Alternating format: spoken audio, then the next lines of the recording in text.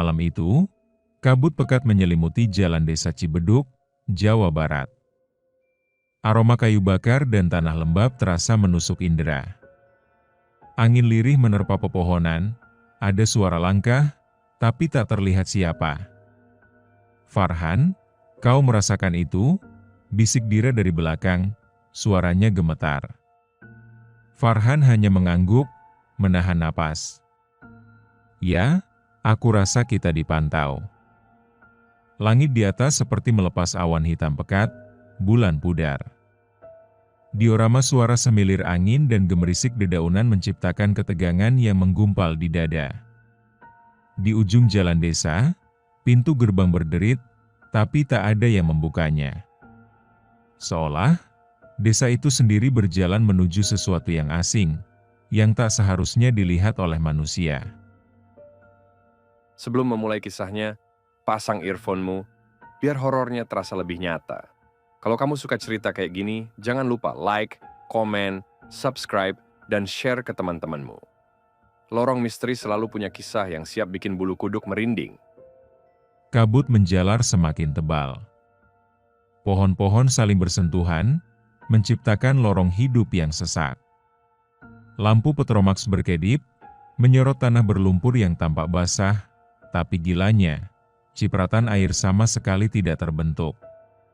Suasana sunyi, hanya detak jantung yang terasa di tulang, dan lontaran suara tangis pelan dari tengah desa. "Ini bukan mimpi, kan?" gumam Dira, suaranya pecah. Napasku tercekat, seolah sedang berada di bibir jurang. 3 malam berlalu, desa makin memudar, seperti lukisan usang yang warnanya terhisap. Warga hilang satu persatu. Suara gamelan sisa-sisa pagelaran terdengar samar, namun nada-nadanya melengking. Di sini, tiap lonceng kecil membawa kabar duka, dan tiap langkah dapat berarti kematian. "Gamelan tak pernah berhenti," desah Farhan. Malam itu, wajah Dira terpantul di genangan air, kosong, pucat. Suasana pagi itu aneh. Matahari seharusnya sudah naik, tapi langit tetap kelabu. Kabut tak kunjung hilang, justru makin menebal seakan menelan seluruh desa. Jalan-jalan yang biasa dilewati warga kini berubah menjadi lorong-lorong asing yang bercabang tanpa arah. Pohon-pohon terlihat lebih tinggi, lebih rimbun, bahkan beberapa di antaranya seperti bergerak perlahan, bergoyang bukan karena angin, melainkan seolah bernapas. Tanah terasa lebih dingin dari biasanya. Setiap langkah menghasilkan suara krek-krek, seperti menginjak tulang kering yang rapuh. "Farhan, kau lihat itu?" bisik Dira, suaranya gemetar. Farhan menatap ke depan tanpa menjawab. Mulutnya kaku. Tangannya menggenggam erat ranting yang dipakai sebagai tongkat. "Gerbang itu dari mana datangnya?" jawabnya lirih. Di depan mereka berdiri sebuah gerbang besar yang belum pernah ada sebelumnya. Tingginya hampir 3 kali lipat pohon kelapa. Terbuat dari kayu tua yang penuh dengan ukiran aneh, seperti sosok-sosok manusia dengan wajah tanpa mata, mulut terkunci, dan tangan yang saling merangkul seolah-olah terjebak di antara dunia. Di atas gerbang itu, tergantung sebuah lonceng kuningan yang berkarat, tapi anehnya, lonceng itu berayun pelan, ting-ting-ting, tanpa ada angin yang berhembus. Farhan dan Dira tidak sendiri. Beberapa warga yang selamat berkumpul. Ada Pak Surya, kepala dusun yang sudah sepuh, lalu Buati yang sejak tadi hanya bisa meracau sambil memeluk boneka anaknya yang hilang entah kemana. "Gerbang apa ini? Tidak pernah ada sebelumnya," gumam Pak Surya sambil menunduk. Tiba-tiba dari balik kabut, muncul suara-suara, tapi bukan suara manusia. Lebih mirip bisikan serak berulang-ulang. "Masuklah, pulang, masuklah, pulang." Semua menoleh, tapi suara itu datang dari segala arah. Farhan mencoba menahan rasa takutnya. Ia melangkah maju, mendekati gerbang itu. Semakin dekat, Suara detakan jantungnya sendiri semakin keras. Napasnya berat. Keringat dingin membasahi punggungnya meski udara menusuk tulang. Saat jaraknya hanya tinggal 1 meter, tanah di bawahnya bergetar.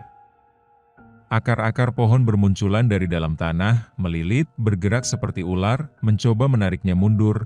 "Farhan! Jangan dekat-dekat!" teriak Dira histeris, namun Farhan menolak mundur. Ia yakin, di balik gerbang itu ada jawaban kenapa desa mereka terjebak di tempat ini. Ada harapan untuk pulang, atau mungkin akhir dari semuanya. Tiba-tiba, buk!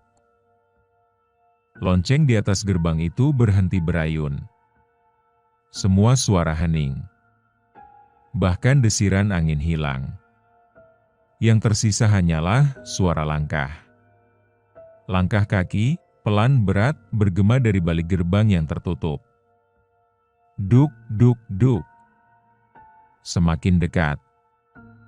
Farhan meneguk ludah. Matanya terpaku.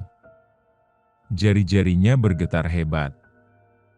Dira menutup mulutnya, menahan tangis. Dari balik celah gerbang, terlihat sepasang mata. Tapi bukan mata manusia. Matanya hitam kosong dengan urat-urat merah yang berdenyut hidup.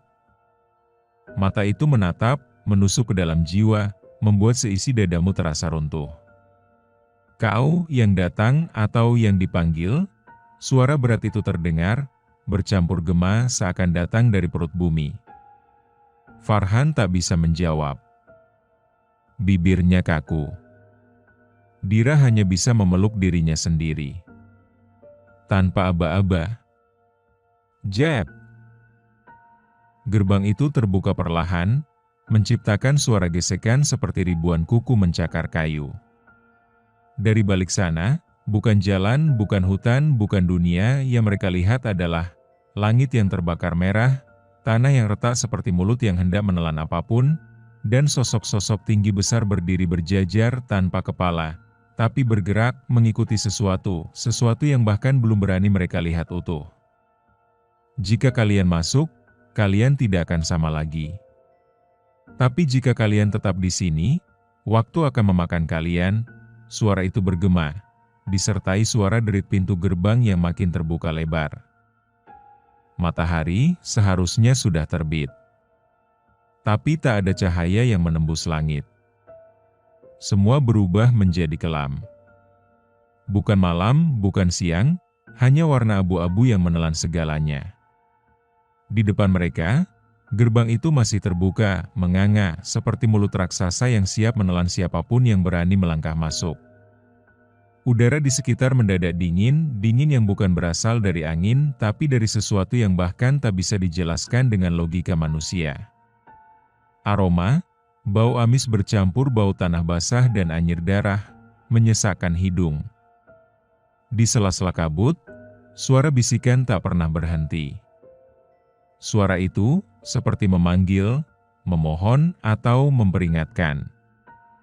"Farhan, jangan!" Suara Dira pecah, nyaris tak terdengar.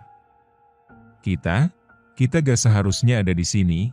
Farhan menghela napas panjang. "Kalau kita tetap di sini, kita akan mati pelan-pelan.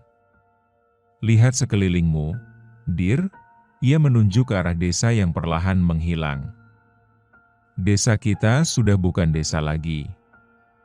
Pak Surya berdiri terpaku, memegang tasbih di tangannya, membaca doa dengan suara tercekat. "Allahu Akbar, astagfirullah, astagfirullah," desisnya, berulang-ulang, namun gema doanya seperti tertelan oleh kekosongan.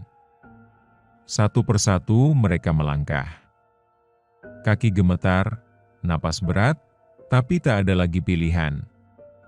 Di belakang, desa mereka telah memudar menjadi bayangan kabut tanpa bentuk. Di depan, dunia yang sama sekali asing.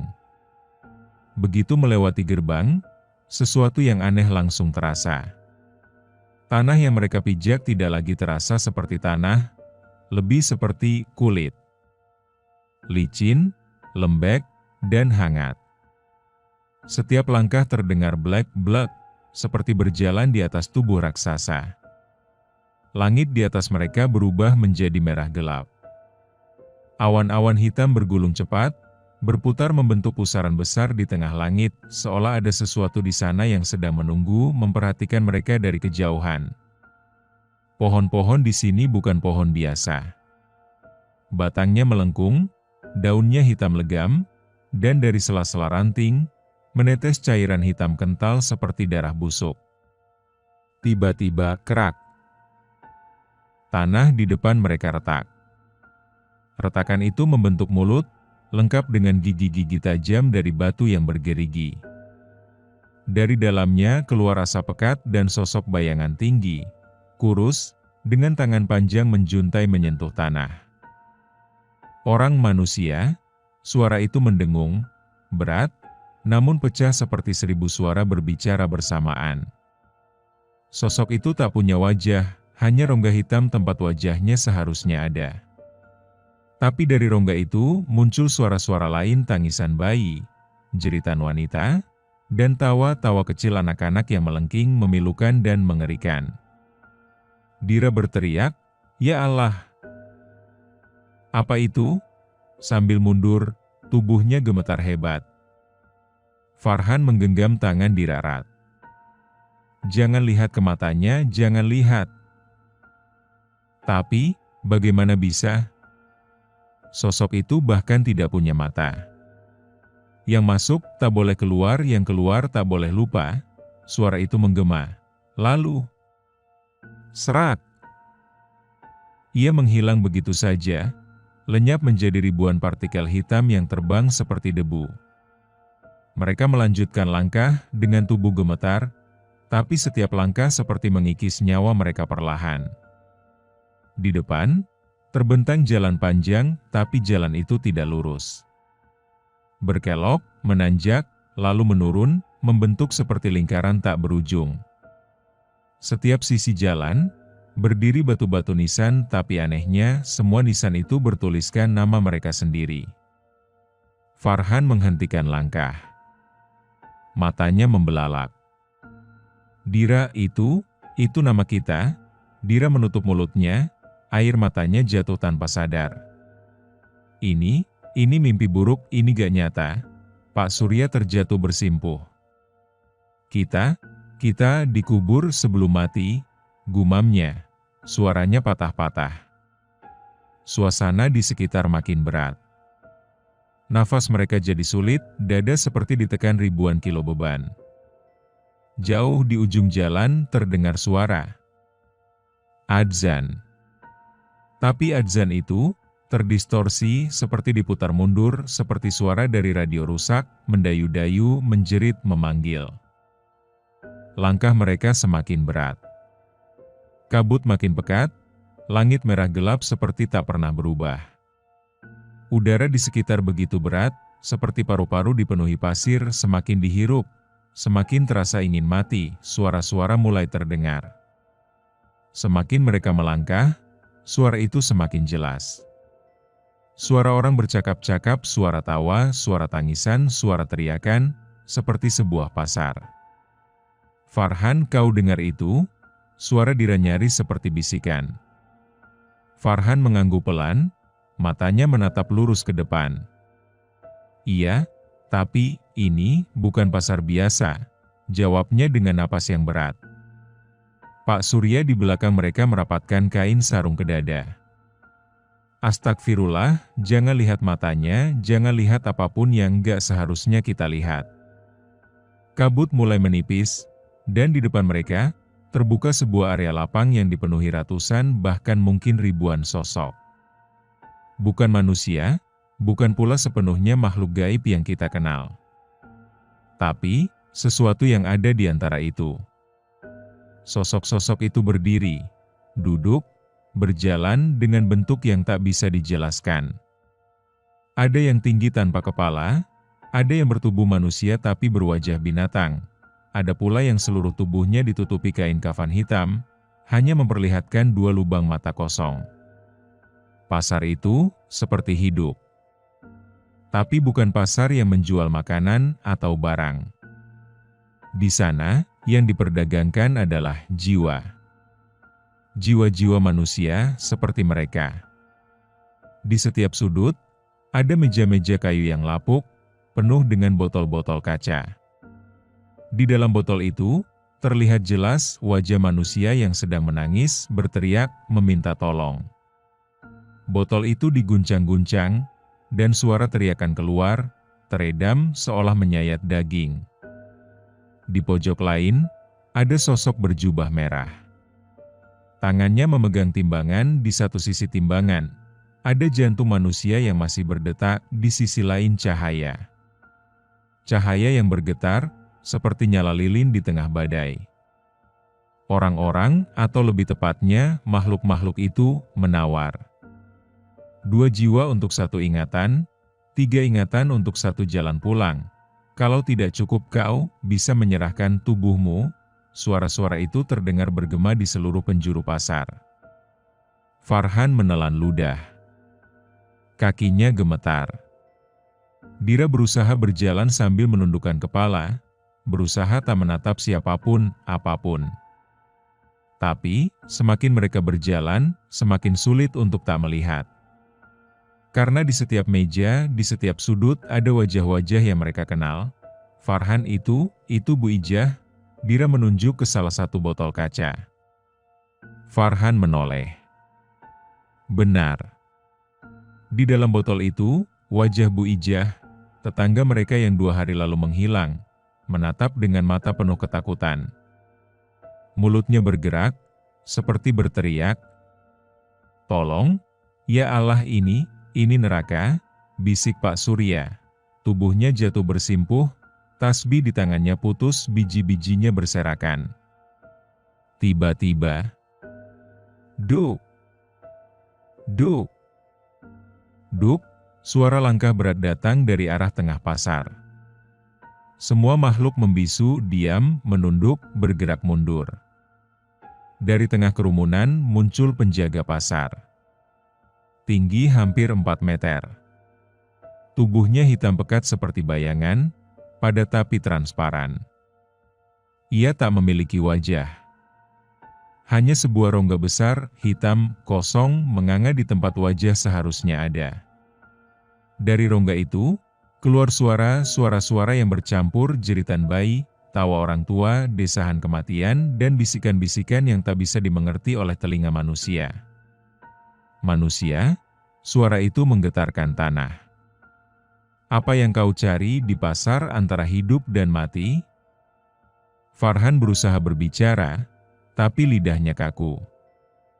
Napasnya tercekat. Kami hanya ingin pulang. Akhirnya ia berhasil berbicara, meski suaranya serak. Penjaga itu mendekat, langkahnya membuat tanah bergetar. Tangannya terangkat. Dari telapak tangannya, terbuka semacam mata besar, hitam, dengan pupil merah yang berputar-putar.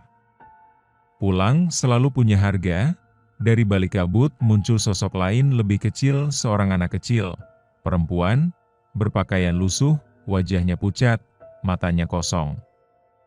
Anak itu menghampiri mereka, lalu berkata dengan suara datar, "Kalian harus memilih siapa yang tinggal dan siapa yang boleh pulang." Dira memeluk Farhan erat. Tidak, kita gak boleh." Pak Surya menunduk, tangisnya pecah. Ini cobaan apa? Dunia di sekitar mereka membisu. Pasar arwah yang tadinya penuh suara kini menjadi senyap, terlalu senyap. Seolah seluruh udara tersedot, menyisakan hanya suara detak jantung mereka sendiri. Di depan mereka, penjaga tanpa wajah masih berdiri. Tubuhnya menjulang, dengan rongga besar di tempat wajahnya, menganga hitam seakan bisa menelan apapun yang menatapnya terlalu lama. Dari telapak tangannya, mata raksasa itu terus berputar. Memandang, menelusuri, menelanjangi jiwa siapapun yang ada di hadapannya. Pilih. Suara itu bergema berat, dalam, membuat dada seperti diremukan dari dalam. Satu jiwa untuk satu jalan keluar, Farhan menelan ludah. Matanya menatap ke sekeliling. Dira berdiri di sampingnya, memeluk dirinya sendiri, air mata menetes tanpa henti. Tubuhnya gemetar hebat. Farhan, aku gak mau, suaranya serak, nyaris seperti bisikan. Pak Surya duduk bersimpuh. Napasnya tersengal. Bibirnya bergetar membaca istighfar berkali-kali, tapi bibir itu juga mengeluarkan satu kalimat yang membuat dunia mereka runtuh. Kita harus menyerahkan satu dari kita atau kita mati semua. Di tengah pasar itu, sebuah lingkaran terbentuk. Sosok-sosok makhluk yang tadi menjadi pembeli dan pedagang kini bergerak, berdiri melingkar, menonton seakan-akan ini adalah tontonan atau ritual. Langit di atas mereka berputar lebih cepat. Pusaran merah dan hitam bercampur, sesekali kilat menyambar, tapi bukan kilat biasa. Kilat itu berwarna ungu kebiruan, berbentuk seperti cakar-cakar yang menjulur dari langit. Cepat, suara penjaga itu menggelegar. Atau kalian semua menjadi milik pasar ini selama-lamanya? Farhan menatap Dira. Matanya berkaca-kaca. Dir, aku gak bisa, aku gak sanggup. Dira menggeleng keras. Jangan bilang apapun, kita pasti bisa. Kita gak boleh saling ninggalin. Pak Surya berdiri tertatih. Napasnya berat. Wajah tuanya penuh keringat dingin. Kalian muda, kalian harus pulang, aku sudah tua. Biarkan aku yang jadi tumbalnya. Farhan berteriak, jangan. Pak, jangan. Dira menangis histeris. Gak ada yang perlu jadi tumbal. Tapi penjaga itu mengangkat tangannya. Dari dalam rongga wajahnya, keluar cahaya merah menyilaukan lalu berubah menjadi rantai hitam yang melayang di udara. Satu pilihan atau semuanya, tidak ada jalan lain. Tanah di bawah kaki mereka mulai retak, asap hitam keluar dari sela-sela tanah, tangan-tangan hitam kecil muncul dari dalam celah itu, menjulur, mencoba menarik kaki mereka. Dari tengah kerumunan, suara anak kecil terdengar lagi. Suara itu datar tanpa emosi. Kalau tidak ada yang memilih, pasar akan memilih untuk kalian. Tiba-tiba, Bu! Sosok Buati, wanita yang sejak awal hanya memeluk boneka anaknya, ditarik paksa oleh rantai hitam. Ia menjerit, suaranya pecah, tubuhnya terangkat, diangkat tinggi ke udara. Tidak! Jangan! Tubuhnya seperti diremukkan di pelintir, lalu dihisap masuk ke dalam rongga wajah penjaga itu. Dalam hitungan detik, tubuhnya lenyap, hanya menyisakan boneka lusuh yang jatuh ke tanah tanpa suara. Semua terdiam. Farhan mematung. Dira menutup wajahnya, tubuhnya gemetar hebat. Pak Surya terduduk, menutup mata, bibirnya terus beristighfar tanpa jeda. Pilihan sudah dibuat, suara penjaga itu terdengar berat, namun ada nada puas di sana. Satu jiwa, untuk satu pintu. Dari tanah di depan mereka muncul sebuah pintu. Pintu kayu tua, berdiri di tengah kehampaan, tanpa dinding, tanpa bangunan. Hanya pintu berdiri sendiri. Pintu itu terbuka perlahan, di baliknya terlihat cahaya. Cahaya yang hangat, namun ada sesuatu yang aneh. Farhan berbisik, apa itu benar-benar jalan pulang, atau hanya jalan ke tempat lain? Pintu itu berdiri, tegak, di tengah kehampaan. Tanpa dinding, tanpa tembok, hanya sebuah pintu kayu tua yang warnanya sudah memudar, retak, dan penuh goresan. Di gagangnya, tergantung gembok berkarat, tapi anehnya pintu itu perlahan terbuka sendiri, tanpa suara, tanpa paksaan. Dari balik pintu, terlihat cahaya. Tapi cahaya itu bukan cahaya yang menenangkan. Bukan cahaya pagi. Bukan cahaya rumah. Tapi, lebih seperti kabut putih pekat menyilaukan tapi juga menyesakan. "Apa ini benar-benar jalan pulang?" bisik Dira dengan suara tercekat. Farhan hanya diam. Napasnya berat. Ia menatap pintu itu, dan ada bagian dari dirinya yang berkata, "Jangan," tapi bagian lain berkata, "Kau tak punya pilihan." Pak Surya berdiri. Wajah tuanya terlihat lebih letih dari sebelumnya. Matanya basah, tapi ia menghela napas panjang. "Kita tak bisa terus di sini, tanpa menunggu." Pak Surya melangkah lebih dulu. Tubuhnya melewati pintu dan lenyap. Tak ada suara. Tak ada teriakan. Hanya lenyap seperti ditelan kabut. Farhan menoleh pada Dira. "Kita ikut," ucapnya, meski seluruh tubuhnya menolak. "Apapun yang ada di balik sana, lebih baik daripada tetap di sini." Dengan saling menggenggam tangan, mereka berdua melangkah melewati pintu itu, menuju sesuatu yang bahkan tidak bisa didefinisikan oleh akal manusia. Begitu melewati pintu, mereka langsung disambut oleh keheningan total. Tidak ada suara. Tidak ada angin. Tidak ada bau. Tidak ada gravitasi. Tubuh mereka seperti melayang, tapi juga seperti jatuh, seperti berjalan, tapi juga seperti terseret. Di depan mereka, hanya kabut putih pekat yang perlahan berubah menjadi bayangan-bayangan hitam. Bayangan itu mulai membentuk sesuatu. Rumah, sawah, jalan desa, pohon-pohon, suara ayam berkokok. Semua mulai terlihat. Desa mereka. Cibeduk. Kita pulang?" tanya Dira dengan suara hampir tidak percaya. Tapi, ada yang aneh. Terlalu aneh. Semuanya terlihat terlalu sempurna. Terlalu bersih. Terlalu sunyi. Tidak ada orang. Tidak ada suara manusia. Rumah-rumah berdiri, tapi tidak ada lampu yang menyala. Tidak ada asap dari dapur. Tidak ada suara langkah. Mereka berjalan ke rumah masing-masing. Farhan membuka pintu rumahnya dan menemukan dirinya sendiri.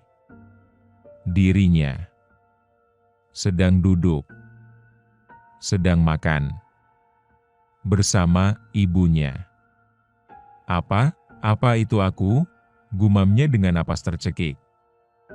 Dira menoleh ke rumahnya. Matanya membelalak. Di sana, ada dirinya sedang tertidur di kasur seperti tidak terjadi apapun. Farhan ini. Gak mungkin. Mereka mencoba berteriak. Mencoba memanggil. Tapi, tidak ada yang mendengar. Suaranya tidak keluar. Mulut mereka terbuka, tapi tak ada suara. Tiba-tiba, langit berubah. Dari cerah menjadi kelam. Awan hitam bergulung cepat. Suara kering terdengar seperti suara lonceng atau suara genta kematian. Dari balik bayangan muncul sosok-sosok tinggi, kurus, dengan wajah tertutup kain putih kotor, tubuhnya dipenuhi noda merah seperti darah. Mereka berjalan perlahan melingkari Farhan dan Dira. Mereka yang mencoba pulang tanpa izin. Suara itu terdengar berat pelan, tapi cukup untuk membuat darah membeku. Pulang bukan hakmu lagi, tanah retak. Dari celahnya muncul tangan-tangan hitam menjulur, mencoba menarik mereka ke dalam tanah. Dira berteriak, tapi tidak ada suara. Farhan mencoba berlari, tapi kakinya berat seolah menapak di lumpur. "Kita belum mati," teriak Farhan dalam hatinya. Tapi dunia ini tidak mengenal suara. Dari kejauhan, terlihat Pak Surya, berdiri di tengah lapangan tubuhnya tergantung. Di lehernya tergantung sebuah papan kayu bertuliskan, yang mencoba pulang adalah pengkhianat. Farhan gemetar. Matanya membelalak. Air mata menetes deras. Tidak. Tidak. Ini bukan rumah. Ini bukan rumah. Langit di atas mereka robek. Bukan lagi awan, tapi seperti kain hitam yang tercabik meninggalkan lubang besar di tengah langit. Dari lubang itu, keluar pusaran hitam seperti lubang hisap raksasa yang menelan apapun yang ada di bawahnya. Tanah di bawah kaki mereka retak. Pecah. Melebar. Dan dari dalamnya terdengar jeritan tangisan ribuan, mungkin jutaan suara manusia yang tidak lagi hidup, tapi juga tidak sepenuhnya mati. Farhan. Lihat, teriak Dira, menunjuk ke tepi jurang retakan yang kini menganga lebar. Di sana, berdiri sebuah jembatan kayu sempit rapuh, setipis papan yang melayang di atas kehampaan. Jembatan itu mengarah ke satu titik. Titik hitam, sebuah pintu lagi. Tapi berbeda dengan sebelumnya. Pintu itu tidak berdiri.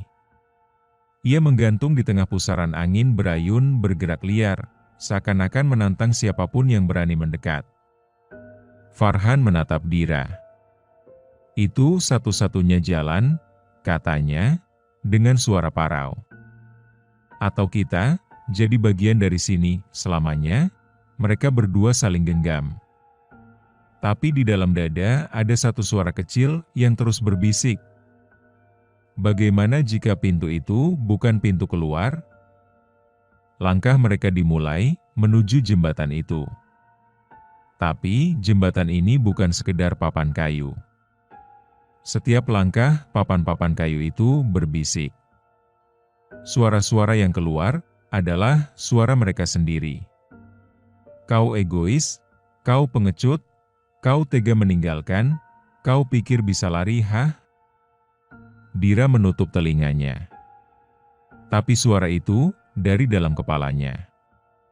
Farhan mencoba tetap fokus.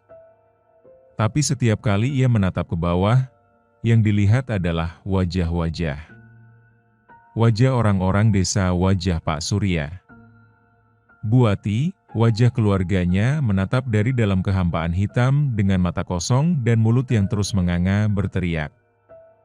Kenapa kalian tinggalkan kami? Angin bertiup kencang. Jembatan itu bergoyang keras. Tubuh mereka nyaris terhempas. Tapi mereka terus berjalan. Setiap langkah terasa seperti ribuan paku menancap di tubuh. Napas makin berat. Pundak seperti dipikul beban yang tak terlihat. Farhan, aku gak kuat, aku gak sanggup. Suara Dira nyaris hilang. Air matanya jatuh tanpa bisa dibendung. Kita harus... Dir, kita gak punya pilihan, balas Farhan, meski matanya juga berkaca-kaca. Tiba-tiba, braak. Salah satu papan kayu patah. Dira tergelincir, tubuhnya terjatuh, setengah badan menggantung di sisi jembatan, tangan kirinya terlepas. Farhan, teriaknya, suara histeris. Farhan berlari, meraih tangan Dira. Genggamannya kuat, tapi angin tarikan dari bawah begitu besar. Tubuh Dira bergoyang, kaki-kakinya menendang liar, mencari pijakan yang tidak ada. Pegang aku. Pegang aku Dira, teriak Farhan, sekuat tenaga menarik. Tapi dari bawah, tangan-tangan hitam muncul, menjulur, menarik kaki Dira. Tidak, teriak Dira. Matanya menatap Farhan dengan ketakutan paling dalam. Jangan lepasin aku. Jangan lepas. Farhan menarik sekuat tenaga, urat-urat di lehernya menegang, pelipisnya berdenyut, tapi tangan Dira licin seperti dilumuri darah. Aku gak mau sendiri. Farhan. Tolong. Sleep. Tangan Dira tergelincir dan tubuhnya terjun. Dira. Suara Farhan pecah. Tubuh Dira jatuh ke dalam pusaran hitam, suaranya memudar hilang, hanya menyisakan gema dan keheningan. Farhan terduduk di atas jembatan. Seluruh tubuhnya gemetar. Air mata mengalir deras. Napasnya sesak. Mulutnya gemetar, hanya mampu berbisik. Maaf, tapi jembatan terus bergerak. Tidak memberinya waktu untuk berduka. Farhan berdiri. Aku harus selesaikan ini. Aku harus, dengan langkah berat, ia berjalan ke ujung jembatan. Pintu itu makin dekat. Tapi, sebelum ia menyentuh gagangnya, suara itu muncul lagi. Apa kau pikir ini pintu pulang? Atau ini pintu ke penjara berikutnya? Pintu itu terbuka. Perlahan dengan suara derit pelan, seakan-akan kayunya belum pernah disentuh manusia selama ribuan tahun. Dari balik pintu bukan cahaya. Bukan kegelapan. Tapi cermin. Cermin besar. Menggantung berdiri, tanpa dinding, tanpa lantai, melayang di tengah kekosongan. Farhan berdiri, terpaku. Di depan cermin itu, ia melihat dirinya sendiri. Tapi, bukan dirinya yang sekarang. Bukan dirinya yang berdarah, lusuh, ketakutan. Tapi, dirinya yang selama ini ia sembunyikan. Cermin itu menunjukkan semua. Semua yang selama ini ia lari darinya. Semua dosa. Semua kesalahan. Semua pilihan buruk. Semua kemarahan yang ia pendam. Semua rasa iri. Semua kebohongan yang ia katakan pada diri sendiri. Suara itu muncul, tapi kali ini bukan dari luar. Tapi dari dalam dirinya sendiri. Inilah musuh terbesarmu. Bukan hantu. Bukan jin. Bukan makhluk gaib. Tapi dirimu sendiri. Farhan mundur. Napasnya tersengal. Tidak. Tidak. Aku bukan orang seperti itu. Tapi cermin itu menunjukkan semua tanpa filter, tanpa ampun, wajah ibunya saat ia pernah membentak tanpa alasan. Wajah adiknya yang ia abaikan ketika meminta tolong. Dira yang kini hilang jatuh karena ia tidak cukup kuat menggenggam. Farhan menutup telinganya. Menutup matanya. Berteriak, berhenti. Cukup. Aku mau pulang. Tiba-tiba, dunia di sekitarnya mulai bergetar. Cermin itu pecah. Brak. Menjadi ribuan kepingan, tapi pecahannya tidak jatuh, melainkan melayang. Setiap pecahan adalah satu momen. Satu kenangan. Satu luka. Satu kebohongan. Satu pengkhianatan pada diri sendiri, dan di tengah ribuan pecahan itu, muncul satu pintu lagi, pintu kecil, sangat sederhana, pintu kayu seperti pintu rumah biasa. Tanpa hiasan. Tanpa cahaya. Tanpa apapun yang megah. Suara itu, kini terdengar lembut. Pulang bukan tentang tempat. Tapi tentang berdamai dengan apa yang ada di dalam dirimu. Farhan berdiri. Lututnya gemetar. Tubuhnya penuh luka. Tapi, ada sesuatu yang berbeda. Ia menatap pintu itu, dan untuk pertama kalinya, ia tidak merasa takut. Ia berjalan. perlahan. Setiap langkahnya terasa seperti ribuan kilo beban, tapi juga terasa ringan karena ada sesuatu yang ia lepaskan. Sampai akhirnya, tangannya menyentuh gagang pintu itu. Ia menutup mata. Menarik napas panjang. "Dira, maafkan aku. Bu, aku mau pulang." Pintu itu terbuka. Cahaya. Bukan cahaya surga. Bukan cahaya neraka. Tapi cahaya pagi. Hangat. Nyaman. Suara ayam berkokok. Suara burung. Suara orang menyapu halaman. Farhan terbangun, tubuhnya basah kuyup. Ia terbaring di pinggir sawah. Nafasnya berat. Kepalanya pening. Dari kejauhan terdengar suara. "Farhan." "Astaga. Farhan, kamu kenapa?" Ibunya berlari ke arahnya. Memeluknya erat. Menangis. "Ya Allah, kamu semalaman hilang, warga cari kamu.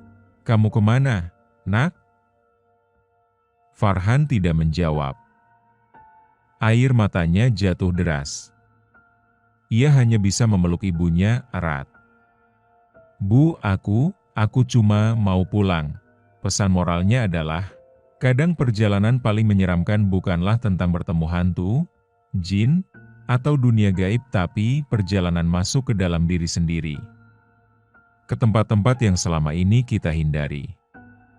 Luka-luka yang tidak pernah kita obati. Penyesalan yang kita kubur dalam-dalam. Pulang bukan tentang tempat, tapi tentang berdamai. Dengan diri sendiri. Dengan masa lalu. Dengan kesalahan. Dengan kehilangan. Dan terkadang satu-satunya jalan keluar adalah dengan menghadapi, bukan lari. Prime, terima kasih sudah mendengarkan kisah ini sampai habis. Jangan lupa like, komen, subscribe, dan share ke teman-temanmu. Lorong Misteri akan selalu punya kisah yang siap bikin bulu kuduk merinding, dan jika mau request judul cerita, silahkan komen di kolom komentar di bawah. Kami akan buatkan untuk kalian.